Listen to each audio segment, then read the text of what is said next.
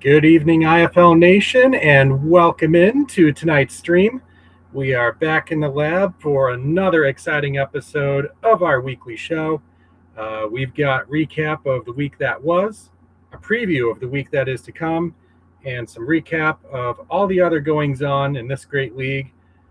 Thank you for tuning in, and with great pleasure, I can say that it is Wager Wednesday in the Indoor Football League. Thank you so much again for tuning in, taking some time out of your busy schedule to talk shop about the greatest indoor football league that is out there. For those of you who are new to this channel, new to the league, I want to welcome you aboard. My name is Alex Schuberth. I am a huge fan of the indoor game. That passion is something that I've channeled into my current role as lead IFL contributor for Sports Coast to Coast, which is a Pacific Northwest-based sports forum site, which specializes specifically in the coverage of the Indoor Football League, along with its 14 member teams.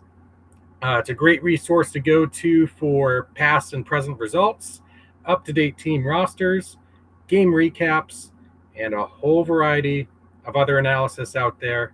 Remember the name Sports Coast to Coast to enhance your IFL fandom. I've put a link for the site below in the description. There you will also find the written version of my Wager Wednesday post, which I've also linked directly below that. So now you know where to find all the good stuff. And with that,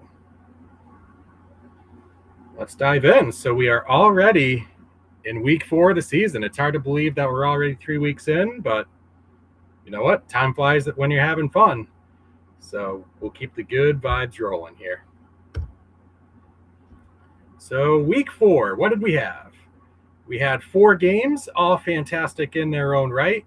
We had playoff rematches, rivalries renewed, teams playing against each other for the first time. Whatever you were looking for in week 3 in the Indoor Football League, there's a pretty solid shot that you got your money's worth. We will go over each of those 4 games in detail. We had San Diego and Arizona and Jacksonville playing Northern Arizona last Saturday, while the Oilers and Gunslingers and the Nighthawks and Sugar Skulls collided on Sunday evening. So we'll recap each of those, highlight some of the key plays and moments throughout those games. We'll add those to our population of season results so far, which at this point spans 10 games. So we'll go over each team's results. We'll go over our results in terms of our predictions.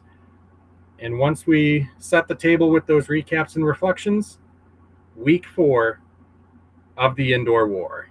It's another 2-game on Saturday and 2-game on Sunday slate for 4 games this week. We'll dive into our game-by-game previews and predictions on those. We'll come up with a 3-leg parlay of the week, which we are hoping snaps us out of our elongated drought.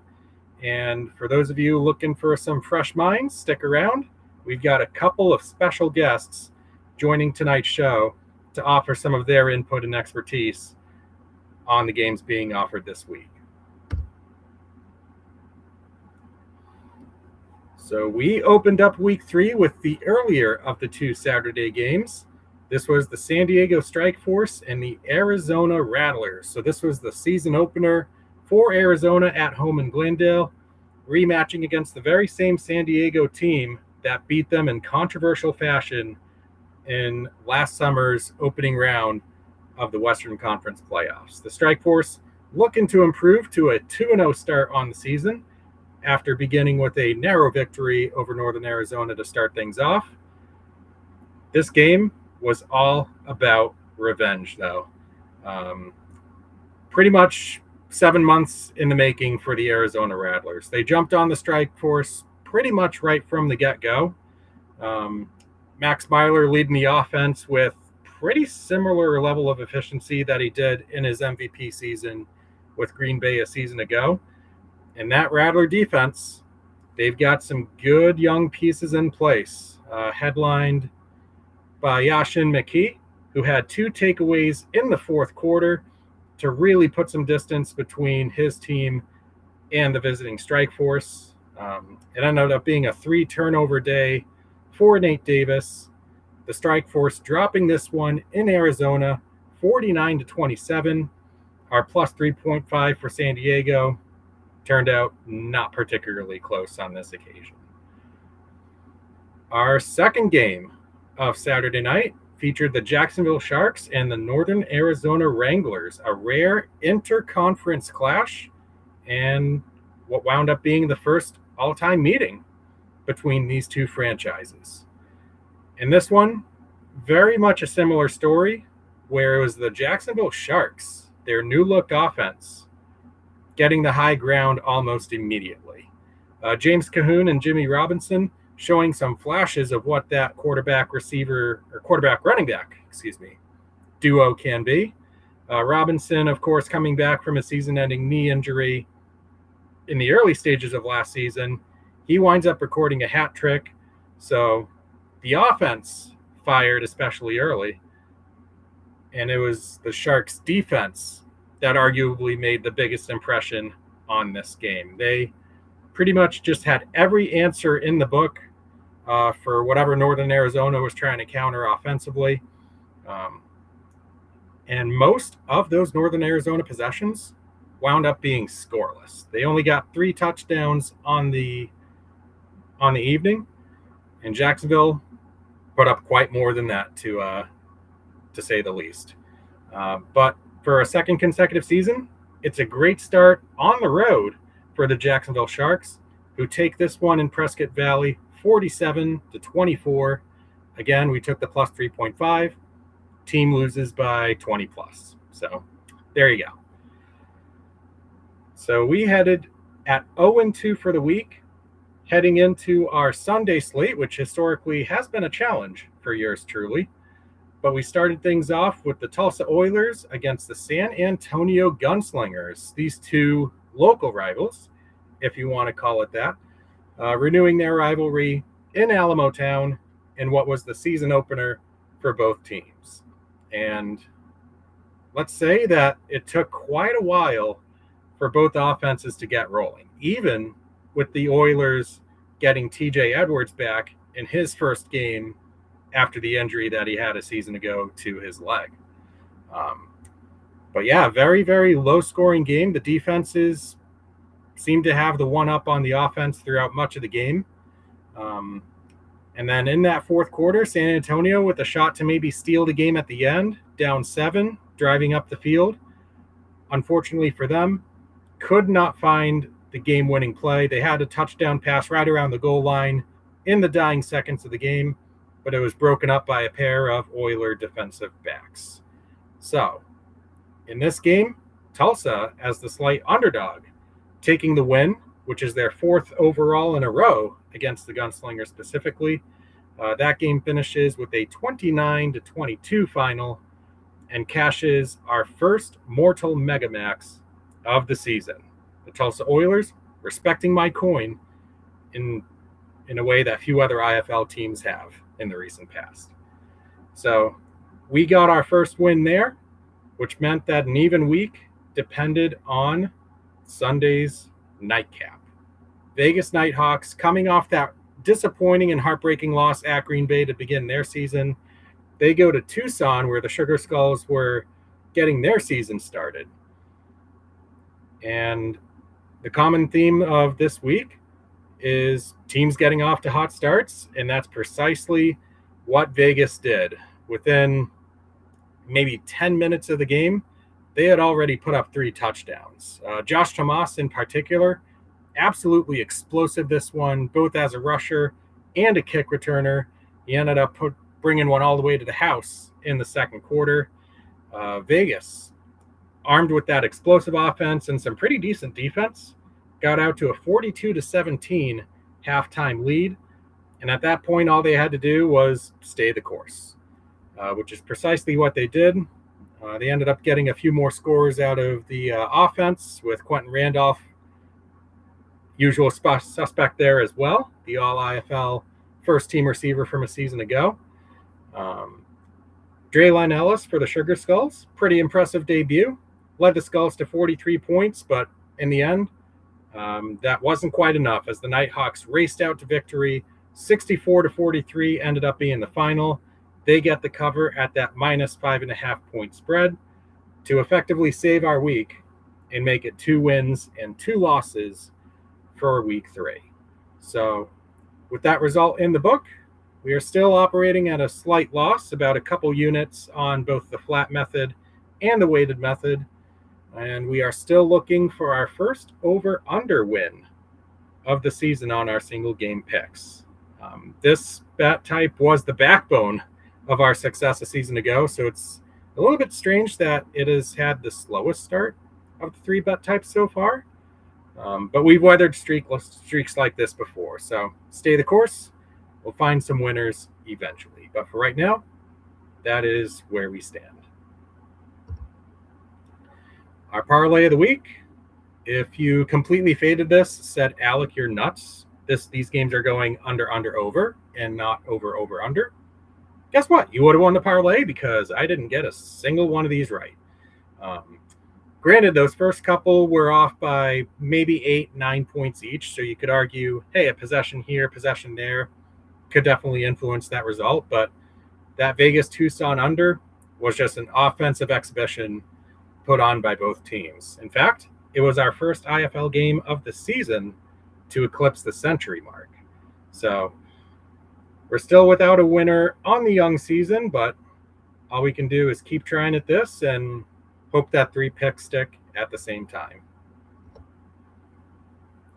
Our yearly results so far could show a little bit of an upswing here. We were kind of neutral last week after that 2-2 split.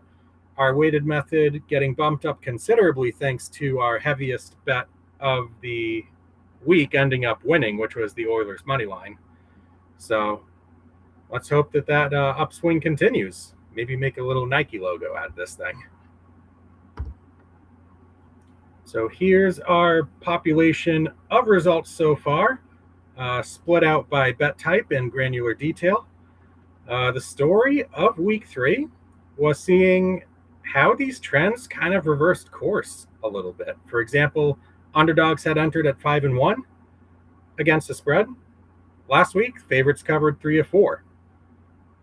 And the same can be said about home versus road, where the road team covered in 3 of those 4 games on the season. So it goes to show past results don't necessarily guarantee future success, though they could offer pretty good indicators that are pretty reliable, but not always, in terms of predicting upcoming games in the short term and the midterm. The big note here before we move along is that over-under number in the bottom right of that first table, that just like last year, I will be reviewing this on a weekly basis to see, all right, what should that number be in terms of maybe an average or a median to look to see, okay, if a game is put above or below this number, there's a pretty significant difference in the ratio of over to ratio of under, and vice versa. I just chose 80.5 for this purpose because, to be honest, we've had some low-scoring, low-tempo games when compared to the overall population of games that we've seen the past few years. So we'll keep an eye on that. We'll try to pick out any valuable insight that we can. But again, right now, it's still very early. We're probably going to need another few weeks worth of data to really start to see what's relevant this year versus what may have been relevant in seasons prior. Our team-by-team trends, there are a couple of streaks that are on the line here for any teams that have had at least 2 games under their belt so far. The Green Bay Blizzard are going to try to keep their perfection against the spread going with a road game against the Iowa Barnstormers. So we will look at that game. Quad City, who had ended their last 5 regular season games a season ago, all hitting the over, have seen their first couple games go under. So is that a trend that's going to continue against a historically strong under team in the Orlando Pirates?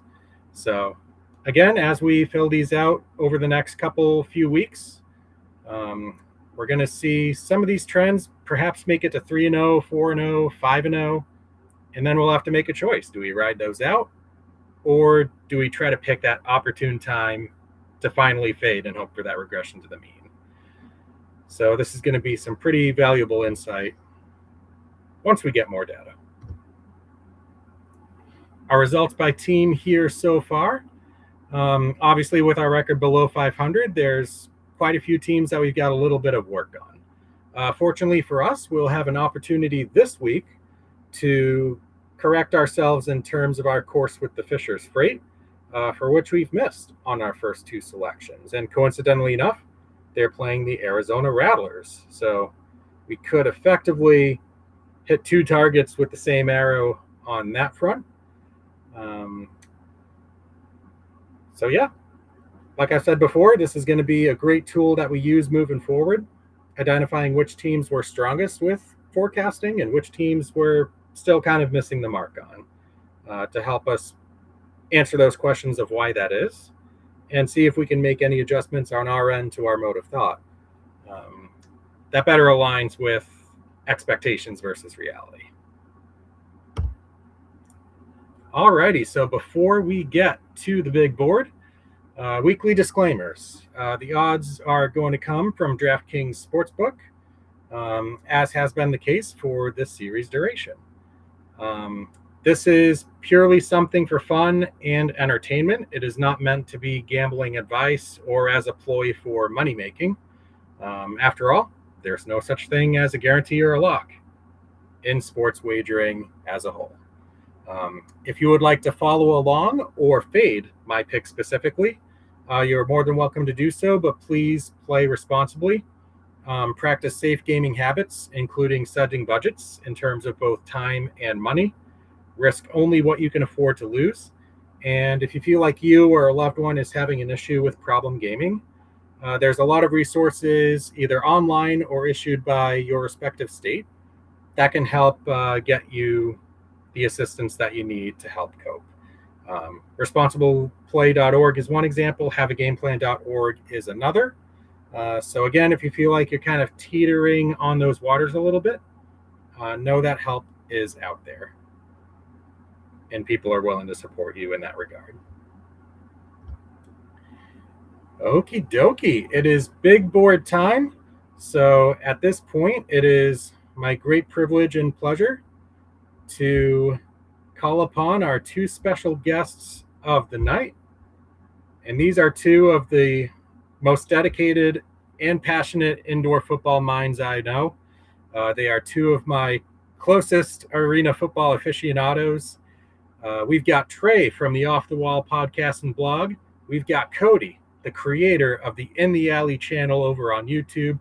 Gentlemen, welcome in. So glad you were able to join. How you guys doing?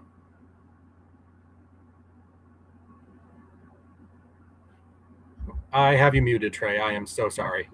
It would help if You're good. Can you hear me now? All right, good. Yeah, Yes, we're good on this. I'm good on this side. Yeah, we're excited for the weekend ahead. Got some good matchups. Got some interesting ones that are a little borderline coin flip for me. Yeah, so we'll talk through that. But yeah, happy to be here.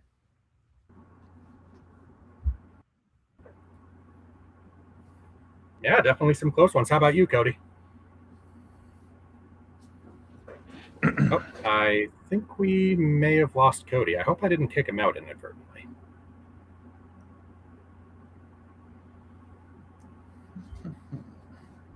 Yeah, while we work on getting the code man back on here, suppose we can flip the viewing layout around a little bit and show off our standings, if you will, of predictions so far. So each week, for those of you who've followed along, Trey, Cody, and I have been making picks on a weekly basis for the past few seasons now. And this year we figured it'd be a fun little exercise to track our results throughout the season and see who comes out on top in the 2026 season. So at the moment, Cody holds a pretty solid, convincing lead, highlighted by a perfect Week 2 card. Trey close behind with a 6-4 record, and me bringing up the rear at 4-6 at the moment. So between the three of us, we are actually taking the house for positive units, despite my best efforts to bring that back down to normalcy. So we will see how those shake out as the season moves along, but figured it'd be fun. For those of you who want to get a link to this sheet and follow along throughout the season, just let me know and I'll be more than happy to provide that. Yeah, Cody's a sharp. He might have to change his Twitter name to Cody the Sharp. Look at that. Look at him go. Would accept the invitation to the brethren for sure.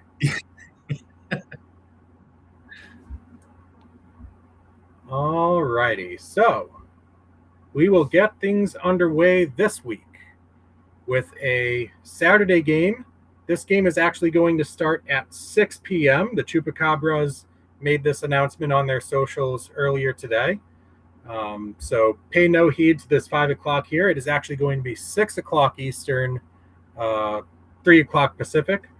But the Chupacabras are going to host the Tucson Sugar Skulls. This game is a pick'em. Neither team favored over the other. The over-under is 84.5, and each team laying that dime on the money line. Trey, since you are here by default, what can you tell us about your initial impressions of what you're looking forward to in this game? Yeah, I think both teams are in an interesting spot, right, where they weren't on the good side of their first game of the season, but they both showed some promise in the losing effort, where New Mexico was, one or two decisions away from upsetting Orlando in their season opener, and Tucson just got a very tough draw in the defending champs who were looking to bounce back and, had a bit of a sour taste in their mouth from their opening game. So it feels like both of them are trending in the right direction. I personally am leaning a little more Tucson in this particular matchup because I really liked what Draylon Ellis was doing at the quarterback spot. It feels like they have a bit more of a well-rounded roster, in my opinion, and it feels like New Mexico was going toe-to-toe with Orlando in that Week 1 game, and that was super impressive. But to me, it just seems like this is a spot where we see Tucson's more well-rounded roster, like I said, rise to prominence, and it could come down to the kicking game. And if we're looking at the kicking game for Tucson versus the kicking game for New Mexico, I think the scales are tilted in Tucson's favor. Very interesting, that head-to-head matchup between Macias and Ben Derby, which I know Derby kind of had his struggles a little bit last week, going 0 for 4 on field goals. I mean, you make one of those and maybe the game gets extended a little bit. Maybe the Chupacabras win outright. But in case you hadn't noticed, those field goal posts are not the widest things around. So no, not at all. You can certainly forgive a bit of a lackluster performance every now and then. Welcome back, Cody. Glad you're able to hop back in. Temporary outage. Yeah, as soon as you went to go turn on the camera to let me in from backstage or whatever, my internet just completely, my computer just froze, just completely dead. And then you go to refresh it, and of course it's freezing even more, and then you're just like, well, here we go. So, yeah, what can you do? Well, you didn't miss a whole heck of a lot. Trey was just giving his piece on Tucson, New Mexico. Was there anything that popped off the page to you with regards to this matchup? Yeah, little insider information from what I saw on the roster pages. New Mexico only has 22 players, so they're not even having a full 25-man roster as of right now. They've re-signed or signed, I guess, Greg Dent, former Duke City Gladiator, to help on the defensive backs in the secondary and stuff like that. With Wesley Bowers going on short-term injured reserve because he got hurt in the Orlando game, I don't know who's going to be starting at linebacker for them. They do not have a, quote, designated linebacker position right now. They either have all defensive linemen or all secondary. So someone's going to have to fit into that piece for this week. So could be slim pickings for New Mexico when it comes to playing Tucson. See if that at least perceived shorthandedness on the Chupacabra side maybe comes back to bite them when all is said and done. But yeah, I'm right with you guys on kind of my prevailing thoughts for this game. It's two teams that showed promise, looking for their first win of the season, and you get the sense with that top three in the West for all intents and purposes, being your Arizonas, your Vegases, your San Diegos. These games between the remaining members of the Western Conference are going to play such a pivotal role in perhaps who extends their season beyond Week 20. Jalen Ellis, like we said, very impressive in that overall debut. The one little kind of tick against what he kind of offered there was, when his production came, or most of it, the Sugar Skulls were already down by like 14, 20 points, and it was pretty much just point chasing mode at this point, where as long as the Nighthawks completely didn't implode on themselves, there was going to be some opportunities for some point scoring there. So definitely a great debut, but I'd love to see him repeat that effort in his first road test as an IFL starter in what promises to be a pretty tough environment. So who wants to go first? I know I kind of publicized my pick already, but where do you two boys lean with what's on the board here? For Tucson, New Mexico, I'm going Tucson money line. Definitely. That number scares me. It feels like Tucson could be an over machine this year, based on what we saw in their opening game, not week one. But it's a little early. But so I like the money line for Tucson the most of all these. Cool. How about you, Cody? Double it up. I'm worried about New Mexico in their depth. And then with the roster transactions that we've had, Javian Lofton-Wilson signed over to Tucson to help out that wide receiving core. Tyler King no longer on the roster, so we'll see if they're going full throttle to the passing game, how much Brandon Mackey gets into it. How comfortable does Draylen Ellis look with his second start? Yes, there's more of a veteran presence at quarterback with Jerome Johnson and company on the other side of the ball.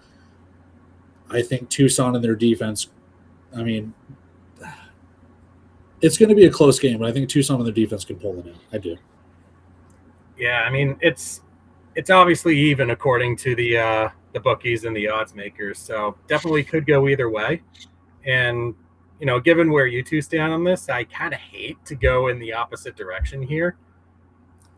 But I do feel like the home turf advantage for New Mexico could play the pivotal role in being that quote-unquote equalizer, if you will.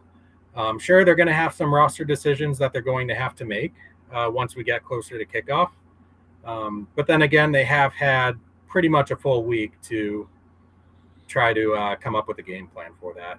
Actually, a little bit more if you include their bye week that they had last week, which again invokes that classic rest versus rust debate where we've kind of seen, both ends of that have their way at certain moments. But yeah, within the Land Enchanted, I actually make the Chupacabras as a field goal favorite.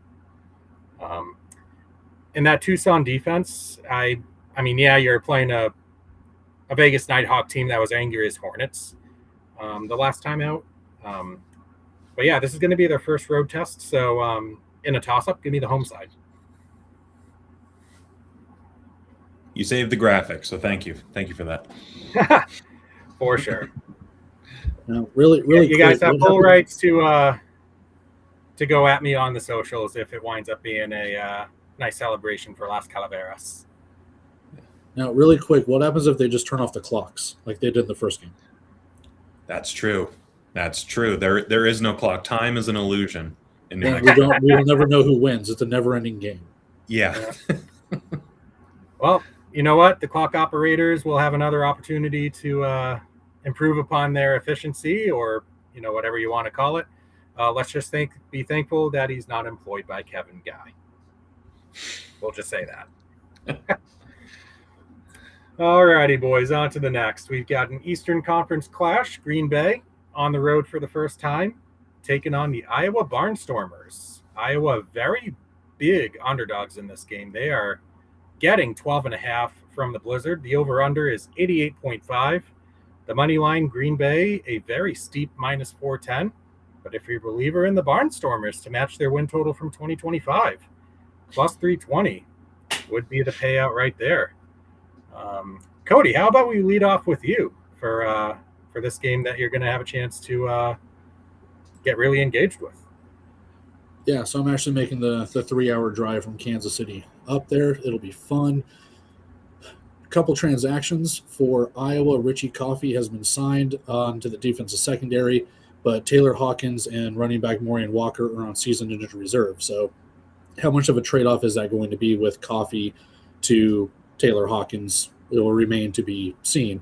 Green Bay, on the other hand, they've got Sylvere Campbell and DeMylan Brown coming off of injured reserve, with Sal Malignaggi going on and Andrew Carter, the offensive lineman, going on injured reserve as well. So we'll see how that kind of plays out. DeMylan Brown, the third-string quarterback, is actually going to be their running back or one of their running backs. Is that going to matter? I'm not sure. I want a close game, so I don't know if I want to go Barnstormers plus 12, but I will do this. I'm going to go under 88.5. Going to take the low end here. All right. Will, because yes, there is a chance for garbage time touchdowns. Yes, there's a chance for Green Bay to completely blow this wide open. But Iowa played Quad City pretty close, and if we're using that as a measuring stick, they played them close but only scored 20 points. Mm-hmm. It didn't look like that, and I was at that game too. But Iowa started off strong and then just started to fade. And once they started to fade is when the other team started to pick up. So if that's another case of what's going on here, then it looks like Green Bay could run away with this, but not before, maybe there's some points and then the scoring just kind of stops. Green Bay says we're going to take our foot off the gas, and you might creep up to that number. You might get 86, you might get 87, but you won't get 89. So give me under 88.5. All right, Trey, your thoughts and your pick. Yeah, I'm aligned again here with Cody, where I have the faith that the Blizz can put up the 50. I don't know if Iowa can meet them the rest of the way, and that's kind of where my head's at. And especially here in the news that Carter's out and Malignaggi is out, it just kind of puts a little bit of a damper on that Green Bay offense. So there is also a tiny part of me that worries that this Green Bay offense has overperformed these first couple of weeks. And because they've looked outstanding, especially in that second game against Fishers, where they were just laying it on. And Thompson had 7 touchdowns total, 4 on the ground, 3 through the air. So a little bit of that kind of seeps through for me. So would the under 88.5 be your final answer then? That's my final. Yeah, I'm going with that. All righty. I am a little bit surprised at that, to be honest. I did not envision you making this selection, especially considering how much we sung the praises of Iowa overs a season ago. And in fact, if you look all the way back, 11 straight Iowa Barnstormer home games have cleared their total. Mm-hmm. So I ask you then, how do you stop me from riding this? Because for one, Iowa has been doing this thing. I don't know if the people in Des Moines know this is legal. They're allowed to run the ball, and they actually did that a handful of times in this first game. Yeah. Versus last year, I think they may have matched the total throughout the entire year in their first game on rushing attempts. So it seems like it in order to win, you're not going to beat Green Bay in a shootout. You're going to have to slow the game down. Yeah, and they did a lot of running within the first 2 drives, and then once the game kind of started to get away from them, they just started throwing. They had no choice. As we kind of know right now, at one point, I had a tweet about this. At one point, Harrison Robideau was 3 for 9. 2 of those 3 completions were for touchdowns. Other than that, his arm, he's got to get better and more accurate when it comes to finding his receivers. Otherwise, you're just not going to score points. It's a good thing they've got Gabriel Reed. Duke can hit field goals, but that's not going to win you games against Green Bay. Yeah, and maybe that was a little bit by design to get a guy making his first IFL start a few more reps, let's call it low stakes, very loosely. Because once that game kind of got away from the Barnstormers, what you were looking for from Iowa from that point was consistency on offense. We didn't quite get it against the Steamwheelers, but again, Iowa was in a situation where, Quad City's coming back from a season opening loss. So naturally they're going to have to, play a team that's set on a response, to Mhm. put it politely. But I do hesitate at this number slightly, but I do also believe that league-wide, we've seen games have fewer opportunities to score points than what we've been accustomed to seeing on average for an IFL game. Now, in general, I'm spotting like 1 or 2 more possessions per game going forward, which can lead to anywhere between like 8 and 16 more points. I mean, we've seen, touchdown plus 2 plus deuce as one example of what one possession could be. So I'm hoping for a little bit of that. And I have no doubts that Green Bay can keep things rolling against this Iowa defense, especially a little bit shorthanded with the loss of Hawkins. It's one of my scarier bets, but you know what? It's a double-digit over streak, for crying out loud. We're putting the Mortal Megamax on this, and I'm sticking to it. Wow. Mortal big word. Megamaxing a bet that's 11-0 in the last 11. He's a madman. If this bet doesn't hit, I don't know what's real in life. That's my story, and I'm sticking to it. Alrighty, cool. Well, we've got the Saturday games pretty much down pat. Let's move on to Sunday with the debut of the Orlando Pirates at the Kia Center, their new home. They're hosting Quad City. The visitors coming in 1.5 favorites, with the over-under 79.5 as the lowest number of the week. On the money line, Quad City laying a quarter, Orlando plus a nickel. Trey, lead us off with some of your thoughts on this one. Well, this is going to be a fun one, a good one for me. A lot of folks don't know this, but I'm a day one Orlando Pirates fan. Nobody's been an Orlando Pirates fan longer than I have. It's just a fact. But all kidding aside, this is going to be a very fun game, and I'm interested to see how these two teams match up against each other because they both have such talented rosters. You look up and down the rosters. This is a very talented group on each side. But what worries me about this Orlando team is their secondary. Is they were getting torched left and right by this New Mexico team that they probably should have been able to handle. And heading into this season, that was a big question mark for me with this Pirates roster. It was like the D-line looks great. O-line looks great. The wide receivers look great. That secondary is the only thing that's bugging me. And this Quad City team is looking like they were starting to turn the corner on offense. But I also think that Paxton De Laurent is going to be able to push the ball a little bit further downfield. He's got the jitters of that first start done. So the spread to me, this seems like a more of a pick'em game in my opinion. So I'm going to go with the over 79.5, because I could very, very easily see this being a 41-40 game, 42-41 game, just something super close and just barely getting the nudge over the total there. Cool beans. How about you, Cody? What are you looking at this game that's worthy of note? Same wavelength, man. Same wavelength. But I'll put it on, I'll put it on Quad City's defense too. Mm-hmm. How many times, not just in the game against Iowa, were there a couple of wide receivers? I mean, Curtis Ravenel was wide open for a touchdown for Iowa. Yeah. How many times did their defensive secondary get burned? Like I've said in multiple videos and stuff like that, I'm sure you guys have mentioned it too. At one point, Quad City had one of the worst secondaries in the league last year when it came to like yards allowed and points given up. So I'm right there with Trey. I think it's going to be kind of an over when it comes to, I think De Laurent's going to find his wide receivers. They're going to be kind of picking on that secondary. And likewise on the other side, if DeQuan Neal can run the ball just like Puka Williams can on Orlando's side, we're going to have both offenses kind of going at it. And over 79, you're asking both teams to put up 40 points. Both teams have already done that. That's I see no reason why they can't do it. And they did it against New Mexico, who that was a pretty tough game.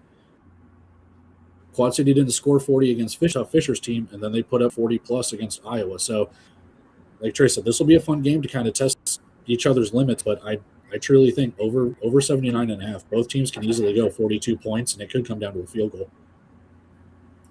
Yeah, for sure. You both bring up some pretty interesting points there with maybe some vulnerabilities in the secondaries where, maybe some fans might not initially look that direction in terms of potentially cashing the over. And like we've seen this year, like any sort of offensive efficiency that's shared by both teams throughout a game, this number creeps up on you pretty darn quickly. Like, even if you only have like a 9 or 10 possession first half, for example, if you get 7 of those as touchdowns, you're already looking at around a 49-point first half, and you're pretty much like 4, maybe 5 touchdowns away from actually making the number. So from that lens, over 79.5 seems like a pretty solid pick. My mind, though, even before lines came out, I pretty much said to myself, you know what? These two teams are very evenly matched. If one of them comes out as the plus money underdog, I kind of have to take that as the better value pick. So it's another home underdog here, a very common theme throughout much of the IFL's betting era. But Orlando more than certainly has the firepower to pull off a nice little win here.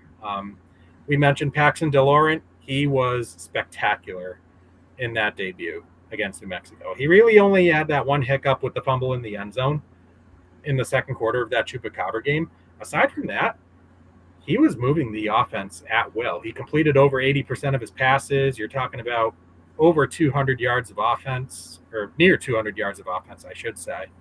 But really no other turnovers aside from that second quarter hiccup. So the Pirate offense looks very fluid. There's a lot of very familiar pieces in place. Puka Williams returning at running back. You got Tio Redding and Thomas Owens at receiver. Nyquan Murray had a half dozen catches in his Pirate debut. Really what we have left to think about here is, do we get a full concerted effort out of the Pirates defense? And you know what? The past couple times that they've had Quad City at home, they've done a pretty respectable job at that. If you look at last season's meeting in Lowell, you had a 37-33 game where, a couple different bounces go in your way. Maybe you pull off that win as well. But I do like Orlando's chances at finishing the job this time around. I actually have Orlando as a slight favorite here. If I were to grade this game, I'd probably be laying the 1.5 on Orlando. So nice value here in my mind. I think something that we need to take into consideration too with this, excuse me, we're going to be looking at the stars of both games. Puka Williams with, 4 rushing touchdowns against New Mexico. Yeah, kid had a nose for the end zone in that game. And then Kean Williams with, 3 receiving touchdowns in both games. I think he had a hat trick against Fishers, didn't he? And then he had 2 or 3 against Louisville as well. So, yeah. I mean, you're going to be relying on your stars, and then something to go along with Kean Williams. Dante Wright had a kick return touchdown. Kean Williams can return touchdowns as well. So to go for the trade myself, special teams could play a factor in this, whether it's kicking with deuces, because I don't know Axel Perez's status. I don't know if he's playing or if it's Ali Mortada. Yeah. I'm not sure. But pretty solid kicker either way. Either way, yeah. But return game, kicking, deuces, field goals, those could be points that could help Trey and myself with the way that we're going with it. Or it could help Orlando with the way that their kicking and returning has been in their only game so far.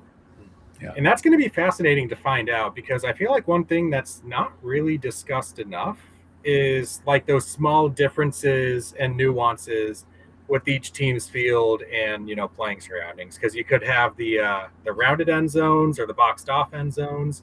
You could have a scoreboard overhanging you. You could have no scoreboard up there. So it's going to be very interesting to see how that indoor football specific dynamic shakes out in a venue where we haven't seen in any indoor/arena game played for quite some time. So that'll be something pretty fascinating to look out for as well. So if you're on the side of Trey and Cody, you're looking for points. If you're backing me, you're looking for a Orlando Pirate victory. To be honest, I'm very surprised I don't default myself to saying Massachusetts in front of it, but you know what? It goes to show you that I've taken it reasonably well, about He's as well as you professional. can have it. Yeah. You know what? We're classy here. Professionals have standards. Yeah. All right, boys. One more game to go, and it is a dandy. An interconference game. Arizona taking the road to play the Fishers Freight. Now, Fishers in this game, home underdog, 2.5 points they're getting from the Arizona Rattlers. The over-under at 81.5. On the money line, Arizona's -148 and Fishers is +124. Cody, I'll leave it to you. Give us some of your opening thoughts and highlights of this game. So roster-wise and transactions and stuff, not really anything for Fishers. And the only note, excuse me, the only note for Orlando, my goodness, the only note for Arizona is Devin Hafford's not on the roster. So that's a little bit of a hit to that secondary. Kenny Gallup goes into that spot. So that is something to look at when it comes to the secondary. Fishers is more of a balanced attack this year than what they were last year because they didn't even know what they were last year. But seeing what they've done in the first 2 weeks of the season, they can run, they can throw, but so can Arizona. Give me Rattlers money line. Ooh, all right. I don't care how many points they're going to win. I said it in my previews for the playoff predictions early this season. I think Arizona goes in there and wins it. I think Fishers has the opportunity to go into the snake pit and get revenge later on in the season. I think Arizona takes it. However, I do want to have the caveat of, did Arizona use all of their revenge on San Diego? Could it potentially be a hangover where Fishers can catch them off a bye week? Yep, again, that rust versus rust, a tale as old as time. All right, Trey, what are some of your thoughts on this one? This is going to be a very, very fun game. Arizona looked great against San Diego. Fishers has looked pretty dang good for 6 of the 8 quarters that they've played football so far this year. To me, this one screams over as well, just like the other Easter game here. We're 81.5. If you break it down team to team, you're looking at 42, 42, 43, 41. Like, that's very doable for each of these teams. Fishers has proven it. Introducing CJ Wyndham into that passing attack has been the best thing for this Fishers offense. It enables Isaiah Coulter to have some flexibility on the outside. It enables JT Stokes to get involved in the running game a little bit more. And this Arizona offense, you would have thought Max Myler has been in this offense for years at this point. The way he debuted, only taken 3 plays to find the end zone deep to Arlen Bruce in their opener. So this Rattlers offense is looking great. Fishers offense is looking good. And this Fishers environment, I was there for week 1, the season opener. That place gets rocking. Like, that is a really cool environment. So I'm excited to see how it translates on Yahoo Sports. And this is going to be, I think, the best game of the entire weekend. Yeah, I'd have to agree with you there, Trey, on both kind of like the perception of the game as well as this pick. I personally have this game scoring in the high 80s, according to what I have. Like we said, these are 2 of the highest upside offenses that the league has to offer right now. You just look at the way, the first 2 games for Fishers, the way that Felix Harper has really picked up right where we left last season off. Infusing CJ Wyndham into that wide receiver group that's also got playmaker and JT Stokes, reliable option in Isaiah Coulter, running game with Harper and Josiah King. Like, this is a great offense, arguable top 5 in the league.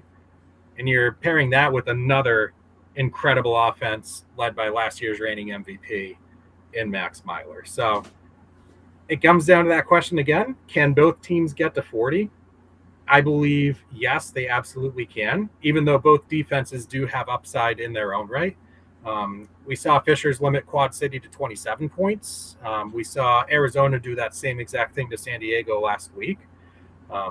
So those units coming out to play certainly presents a little bit of hesitation to this one, for lack of a better term. But look, unless we get some sort of weird 41-40 finish where, both teams make our threshold, but the game somehow still goes under, I think this game is ripe for a potential shootout. If you're looking at trends as well, Arizona since 2023, 6-1 to the over when they are the road team against Eastern Conference opponents. So we'll see if that is something that continues to ride along here with this matchup against the Fishers Freight, which again will be the first time that the Rattlers and Freight have met in their franchises' respective histories.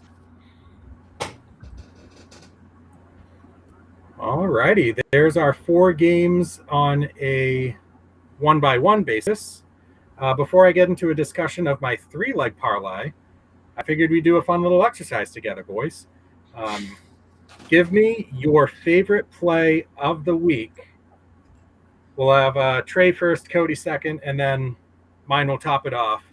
We'll see what kind of parlay we come up with and see if it turns green. So, Trey, of these bets on the board, which one are you gravitating to the most?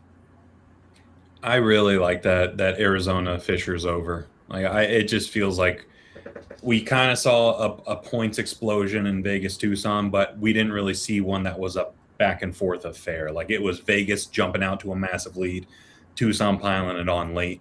This one feels like the potential where we're going to be doing a lot of this, watching our TV screen, just back and forth. 2025 championship. Exactly. Maybe not that bad. Maybe playoffs in general. Yeah, maybe not a 60-60 game, but it just feels like we're going to see these teams trading blows all throughout the first half and to end the game in a hurry. So I like the over on the last one. Cool. What about you, Cody? What is your favorite pick? Just for the things that we talked about at the very beginning, I do like Tucson money line. Just for the sheer fact of we have a brand new expansion team or rebrand, whatever you want to call it. From what I've gathered, they don't have a full 25-man roster up to this point. Yeah. I worry about New Mexico.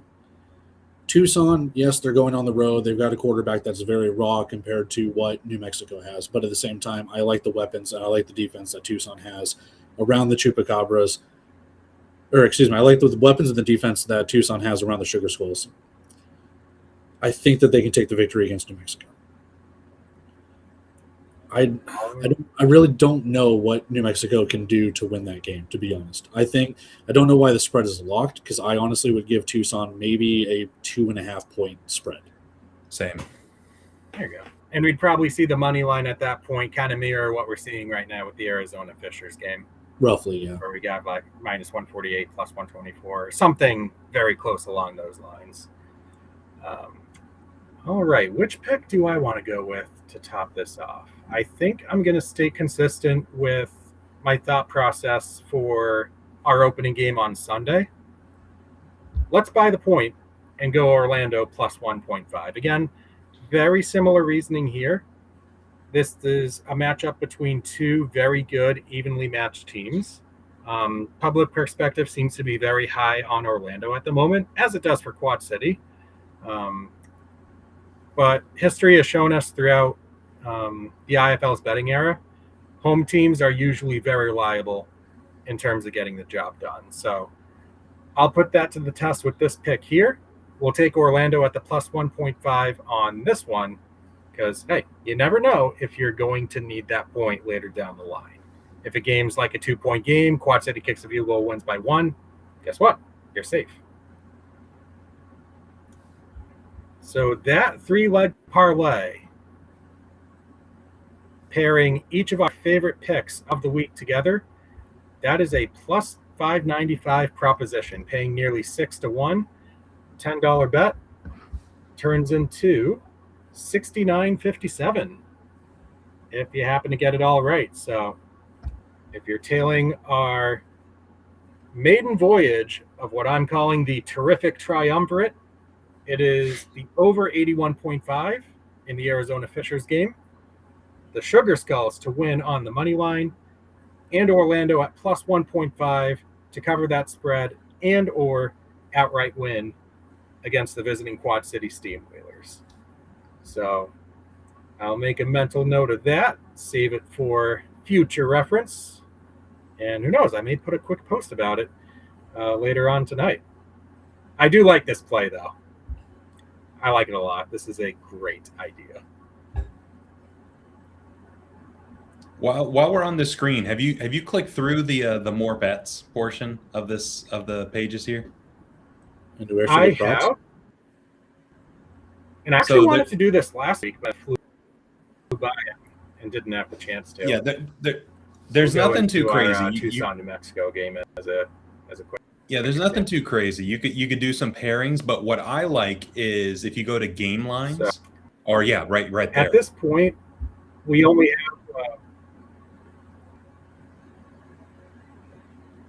Yeah, it was also there at the bottom. But I like seeing the percentage of bets placed. You could see who's betting on what, get the public perception on where some of the money is. Because some of it last week, I was like, I'm going against the grain here, and I kind of like it.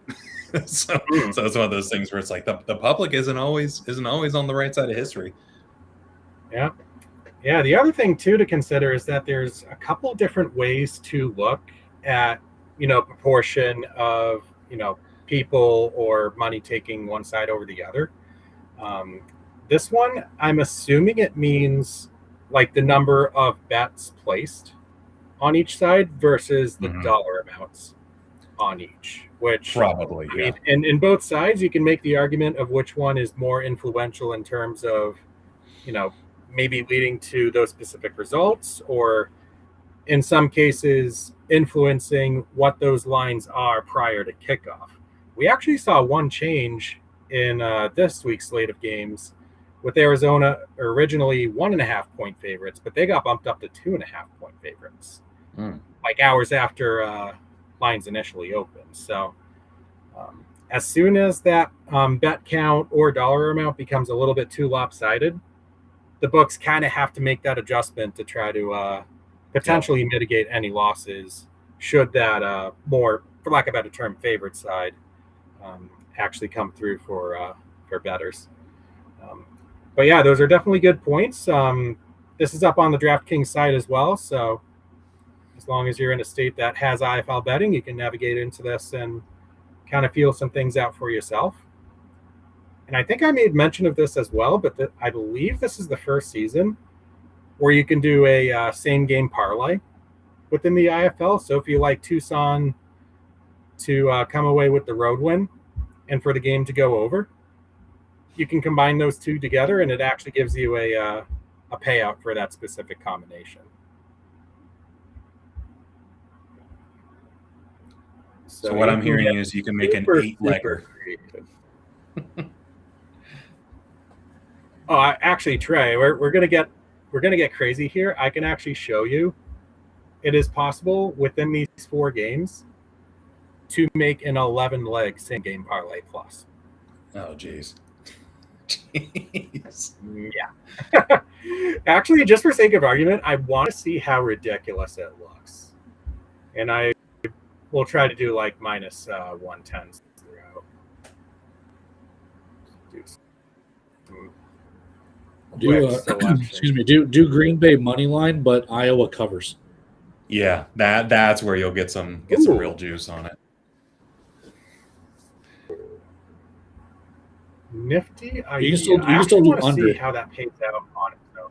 It's still do the under though. Still do the under on the Green Bay Iowa game. Well, I mean, even without playing the point total, you're still looking at plus a quarter. If you're looking for a Green Bay win by between 1 and 12. But tossing the under on that as well, you bump it up to 7-2. Now we're cooking. Now we're good. Might have to do that before I drive up there. I like it. Do all 3 and see how it shakes out. Love it. But yeah, let's actually, because I do want to actually select 11 of these things, don't I? How nuts can we get? Actually, let's. Yeah, I don't think you'll be able to thread the needle with the Quad City Orlando. You can. He was talking the 1-point victory. Okay, hang on. Quad City wins by exactly 1 point, 17-1. But actually, if you do the plus 1.5, you get plus money with the money line as well, so that's even better odds. Unfortunately, it does not let you do that. Oh, it doesn't let you do that? No, because if they get the money, I love the rationale behind it, though. Oh, that's right. But yeah, it looks you can't double dip like that, can you? Correct it. Yeah. I actually saw something a little while ago where I guess somebody on FanDuel last year or a couple years ago took advantage of a similar loophole with Major League Baseball betting, with like number of hits in a playoff series by a player or something like that, where they like parlayed, this player to record 4 hits in the series, 5 hits, 6 hits, and they basically laddered it for a little bit and got an insane payout. And then there was like a whole fuss about it, perhaps unsurprisingly. But yeah, you can get pretty insane with these.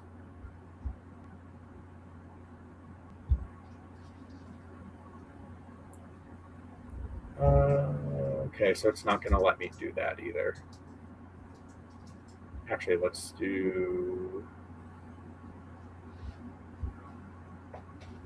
just stick around with -2.5. So even at 10 legs, as opposed to my proposed 11 from earlier, look at these odds. Look at these odds, and look at what $1 if every single one of them came true. So you're saying there's a chance? The chances of hitting a parlay like this are insanely minuscule, but never zero. We'll put it that way. That was a fun little exercise. I'm very glad that we got the chance to showcase that a little bit.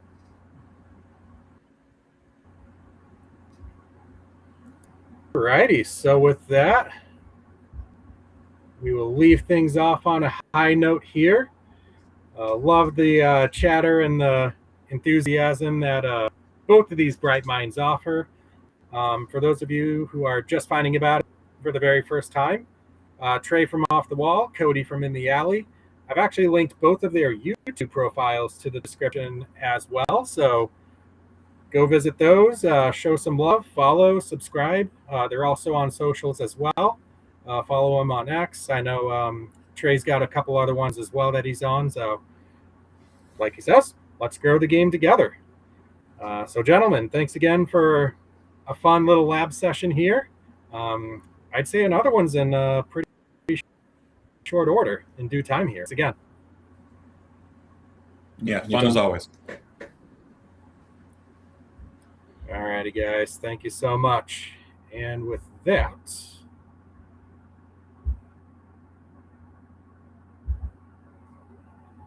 we'll bring an end to tonight's show. For those of you who will be placing bets as well, I wish you the very best. And like always, I'll see you at the cashier. Have a great weekend.